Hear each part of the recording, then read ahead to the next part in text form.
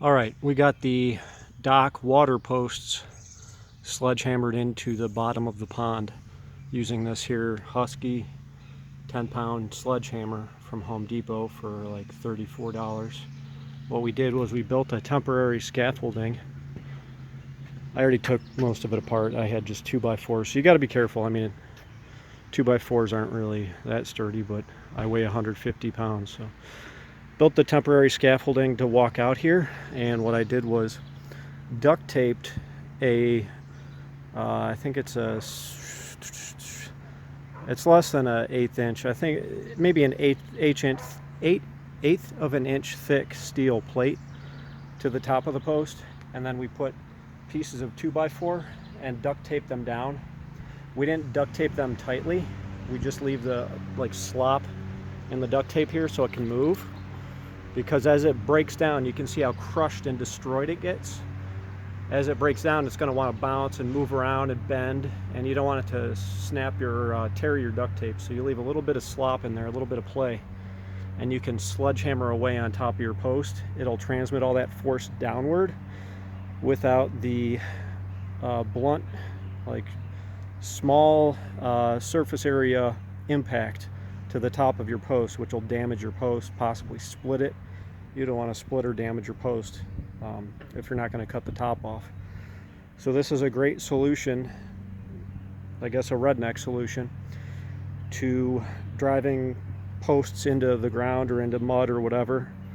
Just do that. Did the same thing over here. Sledgehammered away. We have a 2x6 on top of there and then a steel plate underneath that, loosely duct taped.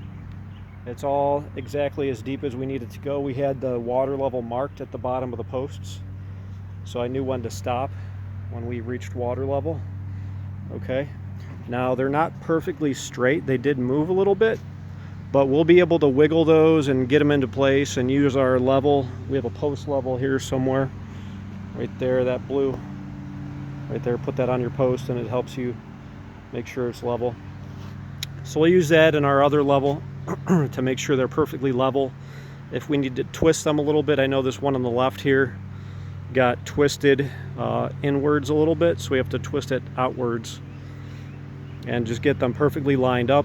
And then we already have our 1/2 inch holes driven through them, albeit this one is crooked, so I'm gonna have to figure something out. I accidentally went through crooked. But we're gonna mount our 2x6 by 6s now. It's a 2 inch by 6 inch, which ends up being 1.5 inch by 5 or 5.5 inch, because you know the way wood sizes are. But we're going to mount our 2x6s and start building our dock framework. Okay, so by the time we're ready to put everything together, those will be perfectly straight, and the framework of the dock will hold them in place so that they can't go anywhere. Now, when I was about 1 inch above where I needed to be, I stopped and I went and I got a bunch of loads of gravel, 58 limestone. I got 5 wheelbarrows full, so maybe 600 or 700 pounds of gravel, and we made piles around the base of each post underwater. I don't know if you can see it through the water, but there's piles of gravel all along all 4 sides. And then before I drove it home, I just made sure there was a little bit of space underneath the metal brackets that we have on those posts, so that as I drive them down, those metal brackets will hit the gravel and they won't be able to really be driven down much further. So they are bottomed out in gravel. They're sturdy as heck. I tried to wiggle them. Now that that gravel's down there, I couldn't even really wiggle them that much.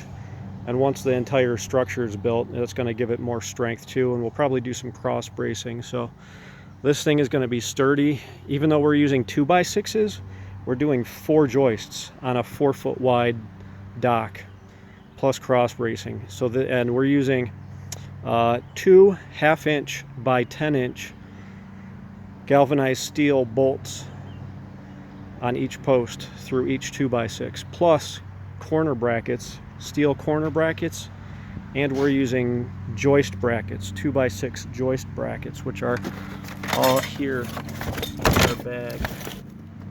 So all of this is going to be reinforced and supported with steel bracketry, and it's going to be over-engineered hold, I'm going to say, about 10,000 pounds. Not that there would ever be 10,000 pounds on this dock, but it's better to over-engineer as long as it's in reason, within budgetary reason. So that's it.